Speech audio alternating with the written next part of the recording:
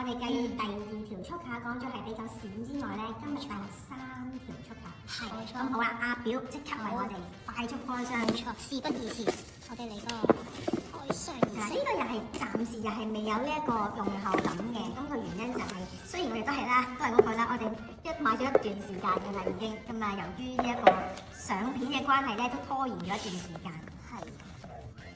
但係呢個我諗而家應該有得賣嘅。有嘅，真係要落鋪揾佢。係啦。哇！呢條就係銀色嘅速卡，係啦。咁可以近鏡多少少俾大家望下啦。第一眼望落去咧，同第一條嘅五花，再跟住上一條嘅淡金色，寫嘅 CC logo。哇！你見到呢條咧？哇！第一我哋嗰個 CC logo 個再大啲，係再大好多其實。係。再大好多。咁啊，然之後咧，佢個厚度先至勁嘅。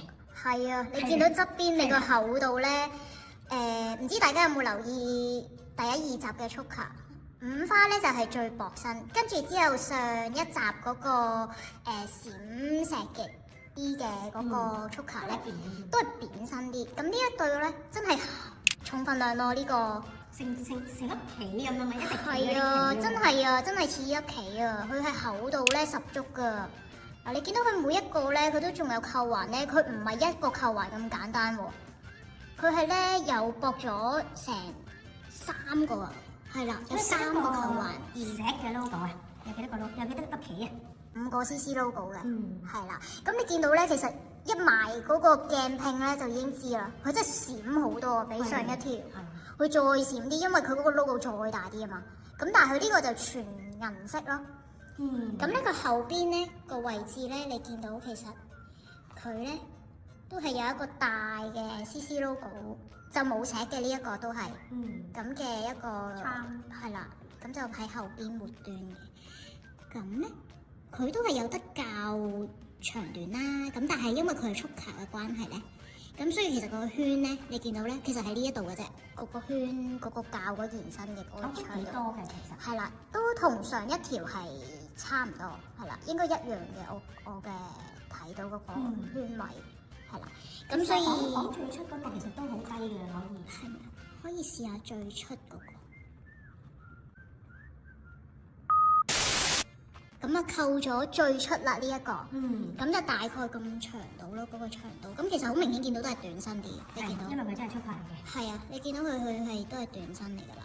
咁你見到其實佢就係一個全銀嘅速卡啦，咁就冇金色嘅成分喺度㗎啦。咁啊，同上一條一樣，佢都係兩邊嘅。冇錯。係啦，一邊都係令面啦。係啦。我哋好似叫鏡面咁樣啦。另一邊咧就係好閃嘅石嚟嘅。係啦。咁即係意味住係都會有機會粉啊。係啦，即係同阿 Bish 上次講嗰個問題，可能有機會就都同樣喺呢條鏈度出現。但係我覺得呢個會比較難啲反嘅，個原因係佢個即係佢重啊。係。即係佢個粒嘢好似厚啲咁樣咧，變咗可能會聚啲。未必咁容易，好似上一條咁樣咧，個片狀咁樣咧，會咁易反嘅。嗱，因為以我而家拎上手嘅重量感嚟睇咧，佢係有啲重量嘅，真係。因為始終呢個厚度咧，好難話我一喐，跟住佢就反到過嚟呢邊咁樣咯。係啦。我就着咩？點解我會落搭咧？呢一條呢條又係阿 Bish 嘅買嘅得意之作啊！佢係啦，咁咧我諗呢條都唔係咁多人買，我覺得，因為都好似好誇張咁，係嘛？我對你嚟講，我就唔會揀呢條嘅，因為我就真係偏低調嘅，不嬲到我就覺得呢條就係幾大粒㗎。嗰個 logo，我着咩衫去試咧？話俾聽會即刻離唔開咧，落搭咧。我着件黑色嘅皮褸去，入邊嗰件衫又係黑色背心。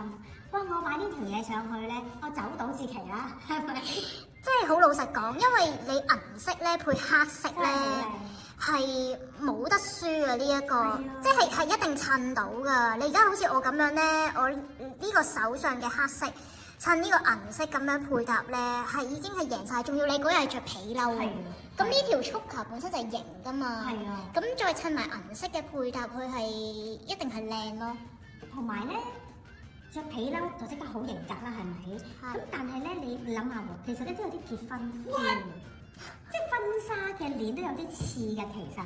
即係我想講嘅就係，梗係唔係無啦啦着條婚紗去襯佢啦，而係你着一啲，如果真係有晚宴啊，你着件黑色嘅可能係晚裝裙，即係總之係去晚宴，個餐飯可能隆重少少嘅，哇！呢條點輸啊，大佬？或者係我係真係去要做一啲會議嘅 presentation 嘅，我覺得呢條咧都係可以做到嗰個氣場出嚟嘅。好老實講，呢一條個價錢咧，就相對我哋對上兩集嗰兩條咧，呢條係最貴嘅，唔使問㗎啦，係咪？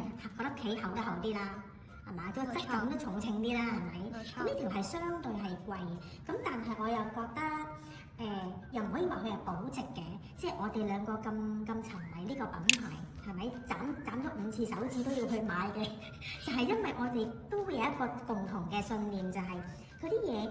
所謂嘅保值就係都會有價有市，同埋係佢橫跨過好多年，可能係 vintage，可能係30年前嘅嘢，幾靚嘅喎，都會係而家有人去揾去買嘅喎。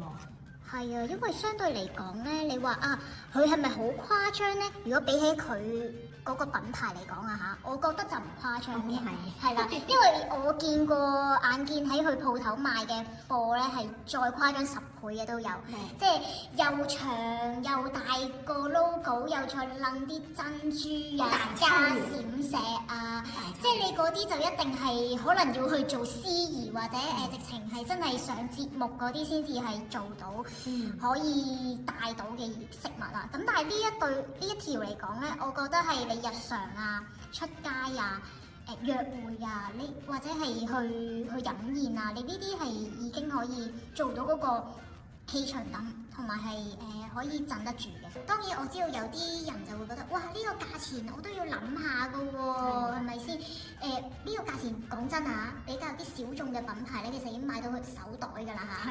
係啦。咁但係而家我喺呢一間鋪頭度買，我只可以買到頸鏈啫喎。咁你諗下，其實有啲人都會卻步嘅喎，呢個價錢係啦。咁我就覺得睇下你自己一來中唔中意呢啲咁樣嘅大型款式啦，即係比較大啲 logo 啦，又係 choker 嘅款式啦，好老實講呢個偏型格啲，同埋偏有氣場啲。咁如果你話我都係中意偏好呢啲嘅款式嘅，不妨可以睇下呢一條。我哋又都可以擺上手啊！係可以，照樣地同樣地，每一次都係圈兩個圈。係啦，睇一睇佢其實係咪多功用先，係啦，即係我哋話一物兩用呢啲嘅價錢咧，係咪可以都做到有多功能咧？可能有啲人型啲啦嚟做電話，我勾電。哦，都係喎。咁條鏈就唔使要啦，坤來坤去。好，睇下咪可以做到？咦，其實都係可以嘅喎。再 rock 啲添呢條。係呢條啊，再型格啲添啊。係啦，真係可以。如果你話戴手度咧，好日常嘅都可以。係啦。所以咧，我嘅經驗就係咧，如果咧你要去試呢啲咁嘅首飾啊，着皮褸係好危險㗎。我通常都係需要喺着皮褸嗰度去試。因為阿 Fish 你係中意啲 choker 款，咁咧如果你一戴啲著啲衣着係比較型格啲啊嗰一日，或者着黑色咧，其實你都冇90%都有80%，你都覺得係好睇同埋會想買㗎啦。你想買唔成嘢咧，齋睇咧，你就着件白色 T 恤過去，係咪啊？着到有幾唔啱嗰個顏色就有幾唔啱，即係可能你着啲反而再鮮色花嗰啲啊，係啦，鮮色啲或者碎花款啊，即係嗰啲比較難啲去襯到啲飾物嘅，你嗰日就着嗰個，你就一定大部分嘅時間你係應該買唔到嘢嘅，安全着翻嚟，係格仔啊、條子啊嗰啲 T 恤咧，咁你着入去咧，咁就應該會好啲嘅。呢條又唔係好襯，嗰條又唔係好襯。衰在我哋咧每次咧去鋪頭度睇咧都係着正色啊，我通常都着黑色，又着黑色啊，或者牛仔。我咧就有陣時會着下白色啊，咁呢啲無敵襯到啲飾物㗎啦，定係？白色係衰乜嘢咧？即係頭先，如果首飾嘅話，白色就冇咁出啦，係咪？黑色一定死緊嘅。白色咧就好容易衰喺手袋度。係。